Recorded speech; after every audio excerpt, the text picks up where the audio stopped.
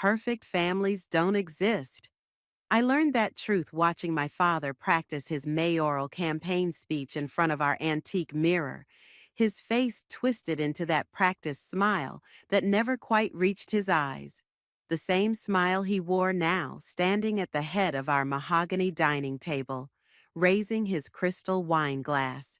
To family unity, he proclaimed, his voice carrying that familiar authoritative tone that had echoed through my childhood, and to new beginnings. I lifted my glass mechanically, the wine bitter on my tongue. Across the table, my twin sister Samantha beamed, her perfect posture and designer dress the mirror image of our mother. Next to her, Oliver adjusted his tie, looking every bit the successful lawyer he pretended to be. Michelle, my mother's voice cut through my thoughts, sharp as a blade. Do fix your posture, dear. We're not at one of your creative gatherings. I straightened, catching Tom's sympathetic glance from beside me. His presence, in his clean but clearly non-designer shirt, was like a breath of fresh air in this suffocating room. As I was saying, my father continued, this mayoral campaign represents not just my ambitions, but our family's legacy. We must present a united front. The Sanders name carries weight in this town, and with it comes responsibility. The words washed over me like a familiar tide of expectations and obligations. I nodded at appropriate intervals, playing my part in this carefully orchestrated performance. But then something changed. My father's phone buzzed. He glanced at it, his practiced smile faltering for just a moment. Excuse me, he said, stepping into his study. Important campaign business. Perhaps it was the wine, or maybe just 27 years of suppressed rebellion, but I found myself drifting toward the study door, which hadn't quite closed properly. Listen carefully, my father's voice hissed, all pretense gone. We had an agreement. That file stays buried, or things will get very unpleasant for both of us. Do you understand? My heart hammered against my ribs. I'd never heard that tone from him before. Cold, threatening, almost cruel. Everything all right, Michelle? Oliver's voice made me jump. He stood too close, his cologne overwhelming, his smile as practiced as my father's. Just getting some air, I said, stepping back. Something in his eyes told me he knew better. Back at the table, the conversation continued as if nothing had happened. Samantha chatted about wedding plans, my mother nodded approvingly, and Tom squeezed my hand under the table, sensing my unease. I've always believed, my father announced, returning to his seat, that family is everything. We protect our own, don't we? Of course, Daddy, Samantha agreed immediately. I stared at my plate, the perfectly arranged food suddenly unappetizing. The man at the head of the table wasn't the father I thought I knew. That phone call had cracked something open, revealing shadows I couldn't unsee.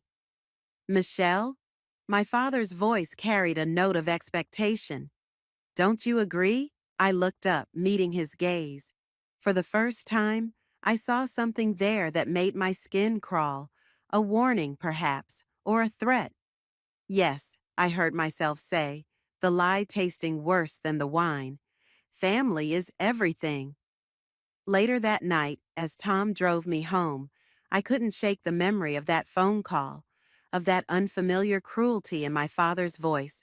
My phone buzzed, a text from Samantha. Wasn't it a lovely evening? Daddy was so happy. I stared at the message, my thumb hovering over the reply button. The perfect Sanders family facade was cracking, and beneath it lurked something dark and ugly. The question was, what was I going to do about it? 3 days after that dinner, I sat in Samantha's pristine downtown office, watching her arrange her designer pen collection while I gathered courage to speak. The city skyline stretched behind her, a perfect backdrop for the perfect daughter's perfect life. You're being ridiculous, she said before I could start. Daddy would never threaten anyone. I know what I heard, Sam. I leaned forward, my reflection fractured in her glass desk. That wasn't a campaign call. He was threatening someone about a file. She aligned another pen, this one in metallic gold. You've always had an overactive imagination. Remember when you convinced yourself Mrs. Peterson next door was running a cult? We were 12, and she did have weird midnight gatherings. They were book club meetings. Samantha finally looked up. Her face, my face with better makeup, set in that familiar expression of patronizing concern. Look, Daddy's under a lot of pressure with the campaign. The last thing he needs is you spinning conspiracy theories. The words stung precisely as she intended. Oliver was hovering by the study door that night. Did you notice that? Something flickered across her features. So brief I almost missed it. Fear? Uncertainty? But then her professional mask slipped back into place. Oliver was being polite, checking if Daddy needed anything. Since when does your fiancé play errand boy? Stop it. Her voice cracked slightly. Just stop. Everything's finally perfect. The campaign, the wedding plans, my promotion. Why do you always have to dig up problems? I stood up, my chair scraping against the polished floor. Because someone has to look past the surface, Sam. When did you become so afraid of the truth? When did you become so determined to destroy our family? She turned to the window, but I caught her reflection, the slight tremor in her jaw, the way her fingers curled into fists. I'm trying to protect you? From what? Our successful father? My wonderful fiancé? Your paranoia is getting out of hand. The door opened and Oliver stepped in, his timing too perfect to be coincidental. Everything all right, ladies? I thought I heard raised voices. Everything's fine, Samantha said quickly. Too quickly. Oliver's smile didn't reach his eyes. Michelle, always a pleasure. Though shouldn't you be at work? Or does freelancing mean unlimited coffee breaks? Before I could respond, my phone buzzed. A text from Tom. Found something. Meet me at the shop. Important. I need to go, I said, gathering my bag. At the door, I turned back. Sam, just be careful, please. She didn't respond, but I saw Oliver's hand settle on her shoulder, possessive and controlling. The sight made my stomach turn. Tom's auto shop was a welcome change from the sterile office tower. He was under a vintage Mustang when I arrived, but rolled out immediately at the sound of my footsteps. Remember how you asked me to look into your dad's old business ventures? He wiped his hands on a rag, leading me to his office. Well, my mother still has connections at the school board. She found something interesting. He pulled up an old newspaper article on his computer. The headline read, Local Education Initiative Collapses, Investors Left in the Dark. This was 7 years ago, Tom explained. Your father was involved in a private education venture. It went bankrupt under suspicious circumstances, and look who handled the legal proceedings. My breath caught. There, in a grainy photo, stood Oliver Grant, looking younger but wearing the same calculated smile. They knew each other, I whispered. Before Samantha, before everything. They've been working together.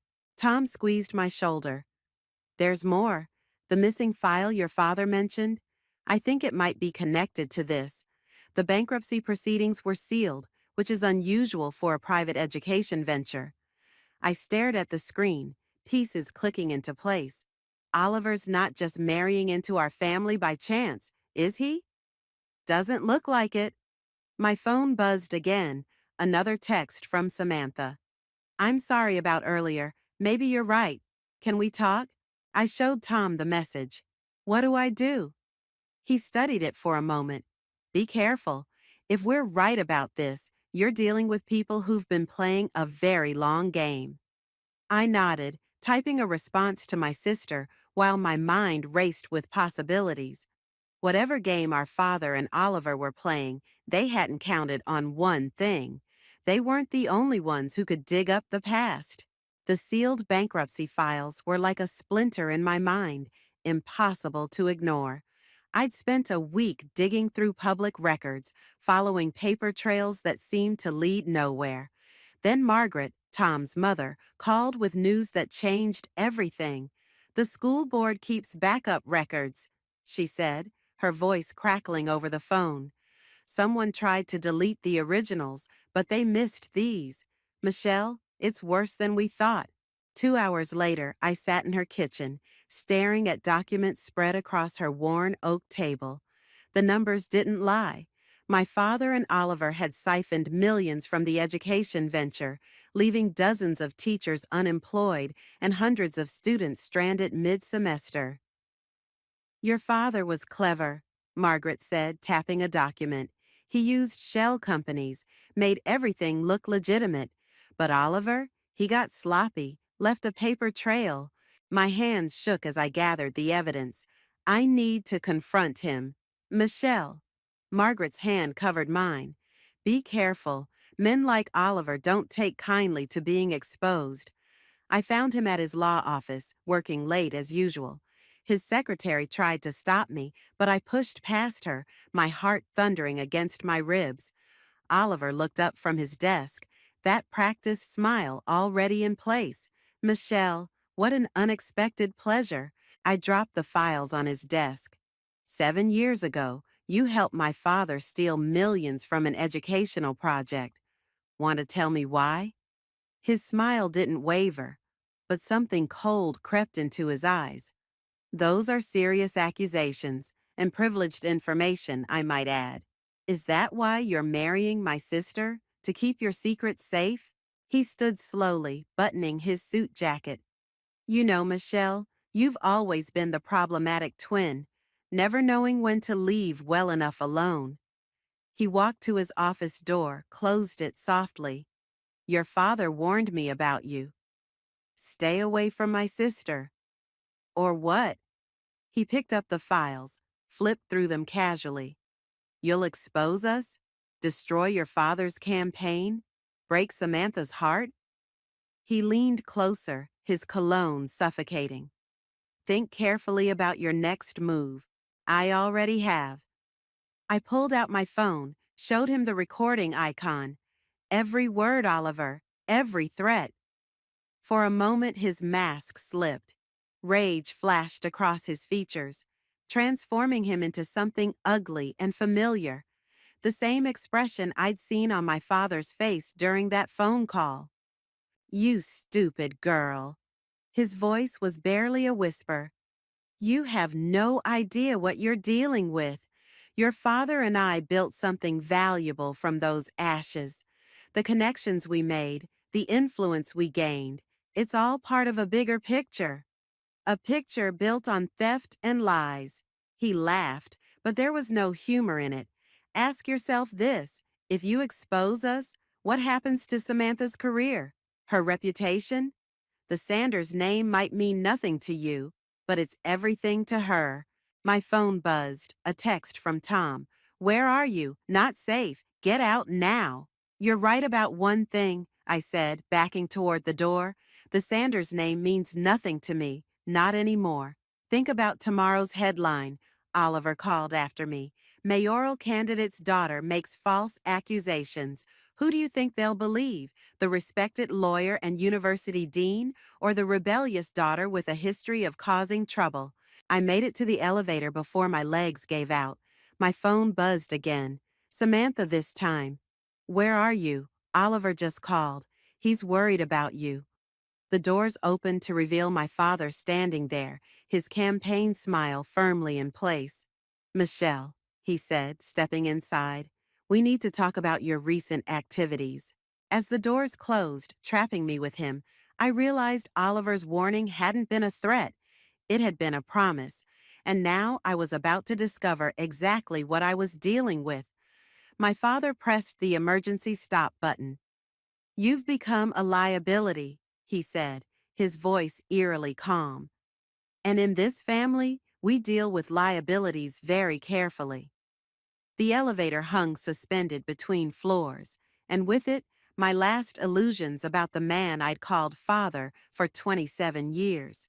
The bruises on my wrists from my father's grip in the elevator had faded, but the memory hadn't.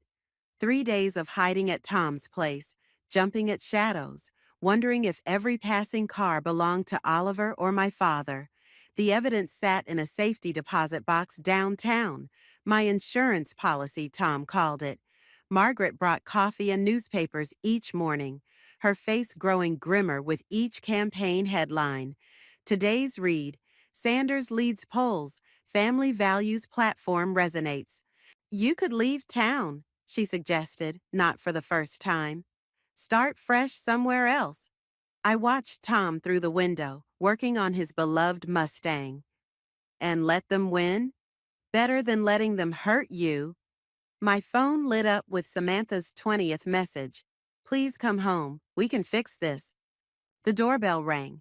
Tom dropped his wrench, moving quickly toward the house, but I was already opening the door. My mother stood there, perfectly coiffed as always, clutching her designer handbag like a shield. Michelle? Her voice wavered. We need to talk. I let her in, noting how her eyes darted around Tom's modest living room, lingering on the mismatched furniture and motor magazines. Your father is worried sick, she started. Worried I'll expose him, you mean? She flinched. There are things you don't understand. Compromises we've made. Compromises? I laughed, the sound harsh even to my ears. Is that what we're calling fraud now? Your father did what was necessary. She opened her bag, removed an envelope. Oliver prepared these papers, signed them, and everything can go back to normal. Inside were non-disclosure agreements, thick with legal jargon. My hands shook as I read. You want me to sign away my right to ever speak about what they did? I want to protect this family. Her mask cracked slightly. You don't know what they're capable of. What do you mean? She glanced at Tom, who stood protectively in the doorway, then back to me. Oliver, he has connections, dangerous ones. The education project wasn't just about money. Mom, sign the papers, Michelle. Please. Her voice dropped to a whisper. Before someone gets hurt. The front door opened again. Margaret entered, stopping short at the scene before her. My mother straightened, composing herself.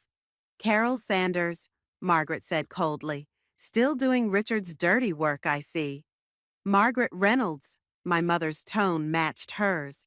Still interfering in other people's families. Someone has to protect these girls since their own mother won't. My mother stood clutching the unsigned papers. You don't know anything about protecting family. I know your husband and Oliver destroyed my teaching career over those missing files. Margaret's revelation hit like a physical blow. Did you know that, Michelle? After I reported the irregularities, I was blacklisted from every school in the district. The pieces clicked into place. Margaret's early retirement, her determination to help me. My mother's face had gone pale. I'm sorry, Margaret, she whispered, but you don't understand what's at stake now. Then explain it, I demanded. What are they really involved in? Instead of answering, she headed for the door, pausing with her hand on the knob. Samantha's engagement party is tomorrow night. Oliver insisted on announcing it early, given the circumstances. She looked back, her eyes filled with something that might have been fear. Don't come, please. After she left, I stared at the papers she'd left behind. Tom picked them up, reading through them with a mechanic's precision. These aren't just NDAs, he said finally. They're a confession.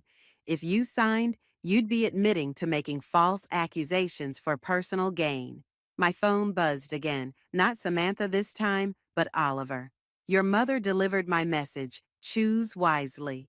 I looked at Tom, then Margaret, thinking of my mother's fear and my father's threats.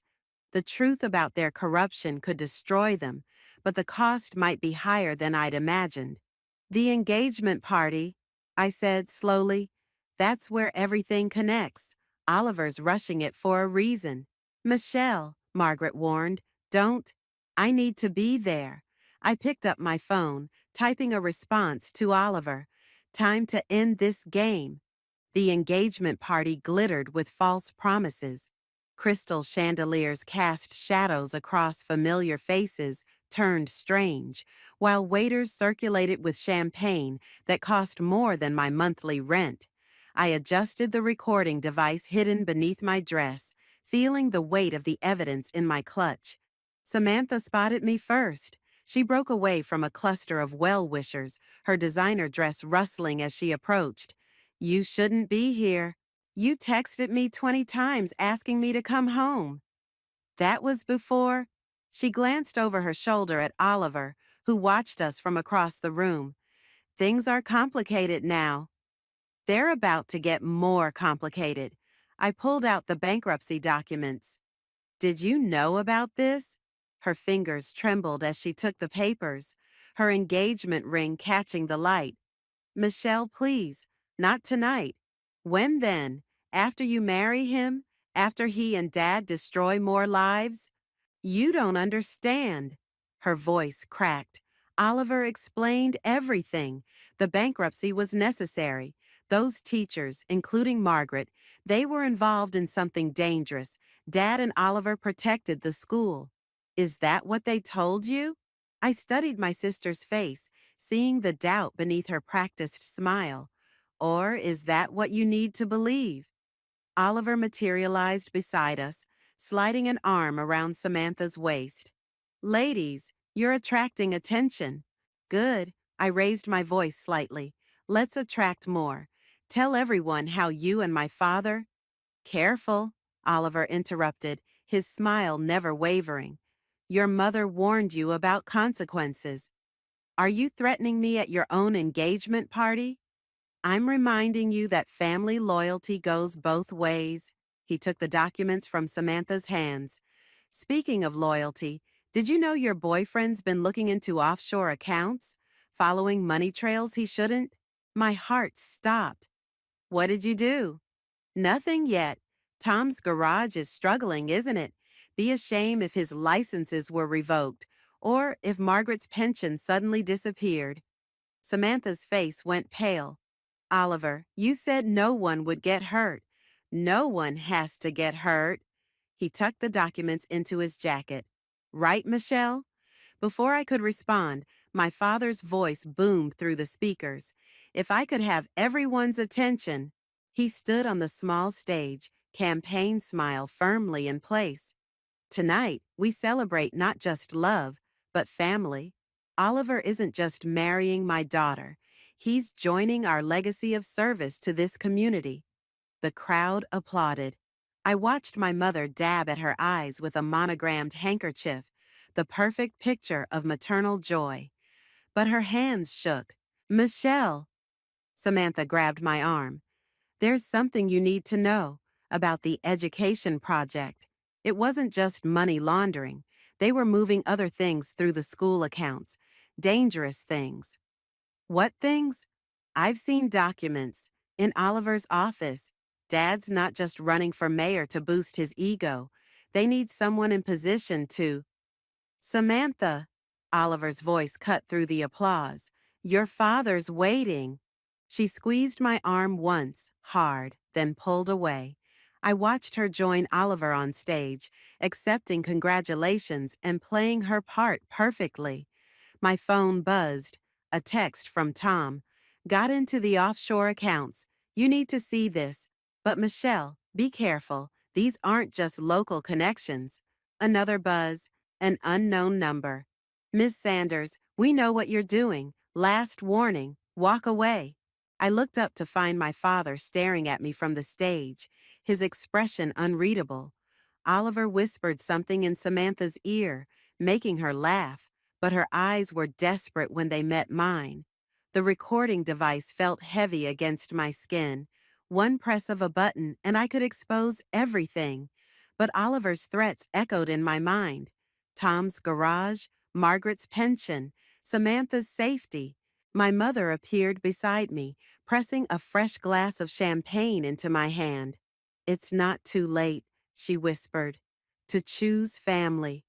I watched Oliver kiss my sister for the cameras, saw my father shake hands with what I now knew were more than just campaign donors. The truth would destroy them all. But maybe that's what they deserved.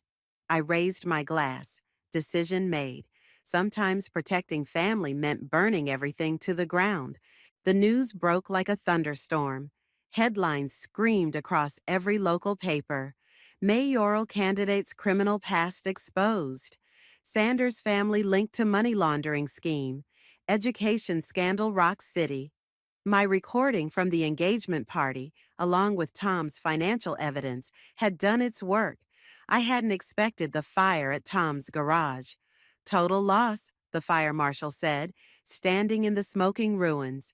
Looks like an electrical fault, but we'll investigate.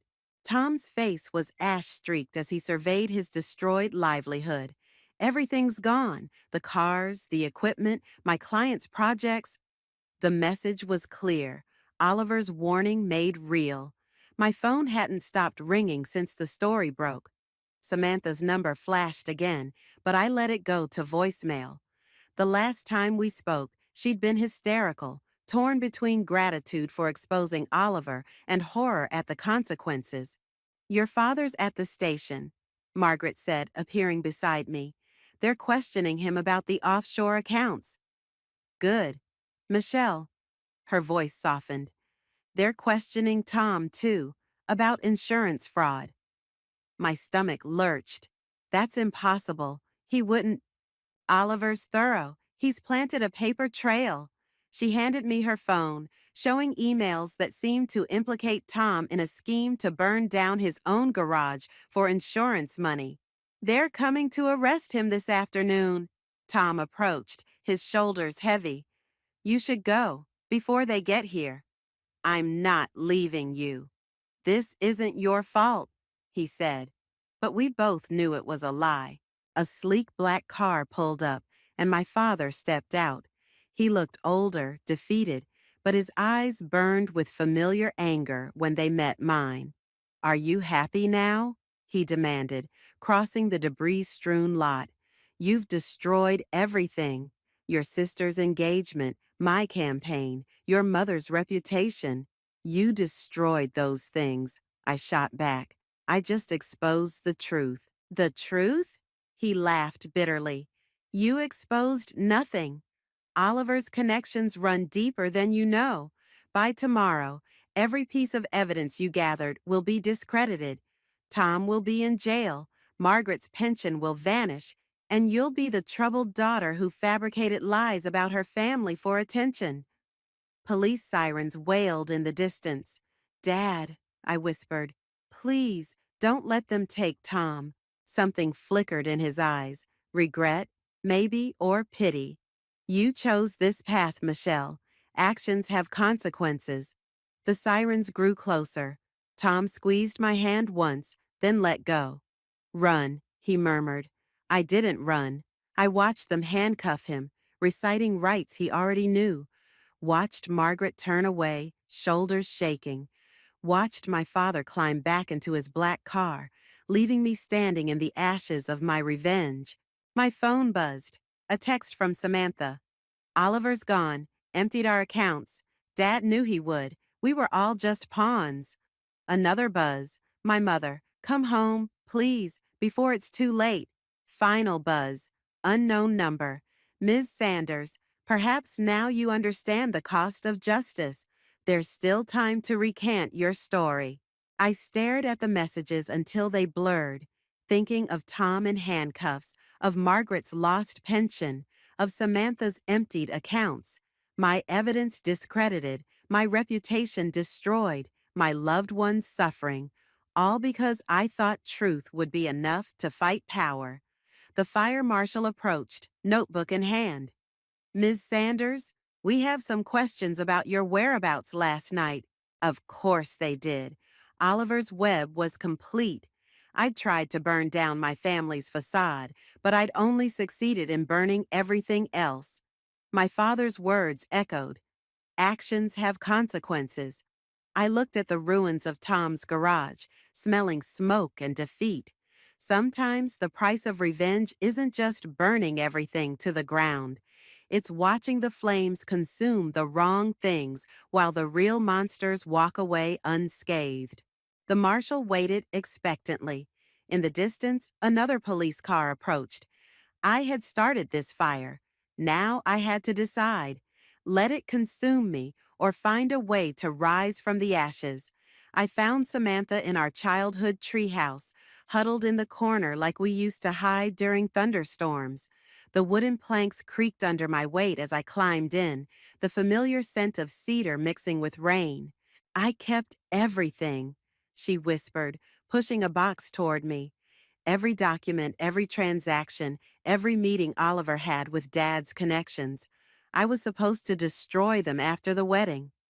My hands trembled as I opened the box. You knew? All this time? I thought I could change things from the inside. Play their game, gain their trust. She laughed bitterly. I was just another puppet.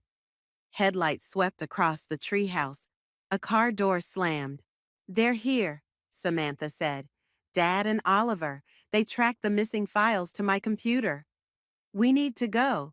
No, she grabbed my arm. I'm done running, done pretending. Footsteps crunched on wet grass. Our father's voice carried up. Girls, come down. Let's handle this like family. Family? Samantha called back, her voice stronger than I'd ever heard it. Like you handled Margaret's career? Or Tom's garage? That was business, Oliver's smooth voice replied. Nothing personal. Everything's personal. I pulled out my phone, pressed record. Every life you destroyed, every person you threatened. Our father appeared at the treehouse entrance, Oliver close behind. In the dim light, they looked almost identical, power wearing human skin. The evidence is gone, Oliver said. Your credibility's shot. What do you think that recording will accomplish? It's not for the public. Samantha stood, another phone in her hand. It's for your real partners, the ones who don't know you've been skimming from their accounts. Our father's face went pale. What are you talking about? I'm a financial analyst, Daddy. Did you really think I wouldn't notice the patterns, the missing millions? Oliver's been playing both sides, using your connections to build his own power base. Oliver's smooth facade cracked. Richard, she's lying. Show them, I said. Samantha pressed a button. Numbers filled her screen. Transactions, dates, accounts. I sent copies to everyone. Your partners, your rivals, the FBI. Should be hitting their inboxes right about now. Oliver lunged for the phone. Our father grabbed him, surprising us all. You used me? He snarled. Used my family? Like you used everyone else, I cut in. The teachers, the school, your own daughters. We learned from the best, didn't we, Dad? Sirens wailed in the distance. Oliver wrenched free, scrambled down the ladder. Our father watched him run, something like pride mixing with fury on his face. You'll destroy everything, he said quietly. No. Samantha moved to stand beside me. We're just starting over, the right way. The sirens grew closer. Our father looked at us, really looked at us, for the first time in years. I wanted to give you everything. You gave us chains, I said. We're choosing freedom. He nodded slowly, then turned and walked away. We watched from the treehouse as police cars flooded the driveway, as Oliver was caught trying to scale the back fence, as our father surrendered quietly on the front lawn. Our mother appeared below, looking up with tears streaming down her face. I'm sorry, she called. I should have been stronger. Samantha squeezed my hand. We all should have been. Later, as dawn broke over our shattered family's estate, we sat in the treehouse watching federal agents cart away boxes of evidence. Tom's lawyer called. All charges dropped. Margaret's pension was being reinstated. What happens now? Samantha asked. I thought about revenge, about justice, about the fine line between the two. We rebuild, not their way, our way. She nodded, understanding. The truth hadn't just exposed our family's corruption, it had freed us from it. Sometimes protecting family meant destroying the lies that bound it together. The sun rose higher, casting long shadows through the treehouse slats. For the first time since this all began, they didn't look like prison bars anymore. The Sanders estate sold for less than market value, its pristine facade unable to hide the scandal's taint. I stood in my father's empty study, running my fingers over the mahogany desk where he'd built his empire of lies. The room still smelled of his cologne and power. Found this in the safe, Samantha said from the doorway, holding a worn leather journal. Mom's writing. The pages were filled with our mother's elegant script, dreams and regrets bleeding together across decades. One entry caught my eye. The girls are 5 today. Michelle questions everything, while Samantha watches and learns. Richard says this is a problem. I wonder if it's actually the solution. She knew, I whispered. All along, she knew what we'd become. Samantha perched on the desk's edge. Did we do the right thing? Through the window, I watched Tom directing movers, his garage rebuilt with insurance money and community support. Margaret stood nearby, supervising the loading of boxes marked Sanders Family Trust, evidence heading to federal investigators. We did the necessary thing, I said. My phone buzzed, a message from our father's lawyer. He'd accepted a plea deal, turning state's evidence against Oliver's broader network. Oliver himself had disappeared, leaving behind a web of shell companies and broken promises. Mom's asking to see us, Samantha said quietly. At the beach house. Are you going? Are you? The journal's pages rustled between us, heavy with unspoken words. Our mother's final entry was dated the night of the engagement party. My daughters are stronger together than Richard and I ever were apart. They'll burn it all down, but from the ashes, they'll build something true. The doorbell rang. Prospective buyers for the estate. We left the study, our footsteps echoing through empty halls once filled with perfect lies. Family portraits watched our exit, faces frozen in practiced smiles that now seemed more like grimaces. In the driveway, Tom wrapped an arm around my waist. Ready? I looked at my childhood home, remembering the dinner that started everything. The threat in my father's voice, the weight of expectations, the suffocating need to maintain appearances. The beach house, I told Samantha. Tomorrow. She nodded, understanding flowing between us like it had in the treehouse.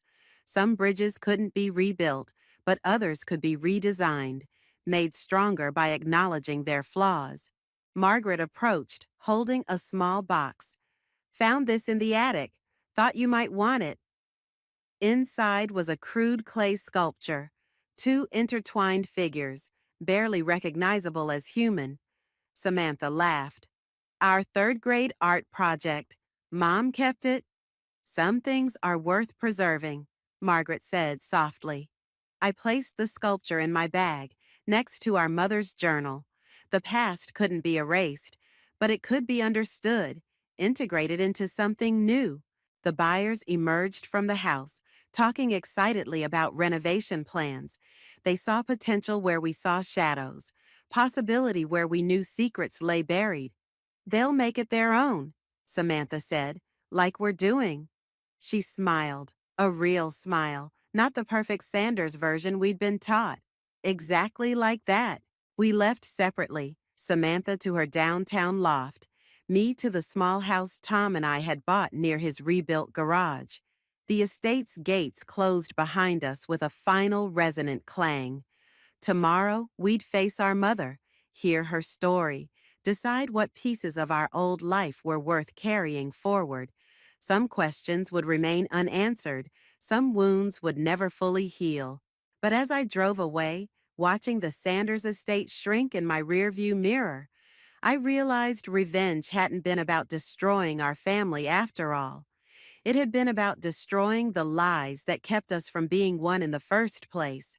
The clay sculpture shifted in my bag, the intertwined figures still holding each other after all these years. Some bonds, I realized, were stronger than the forces trying to break them. And sometimes, the truest form of family emerged only after everything else burned away.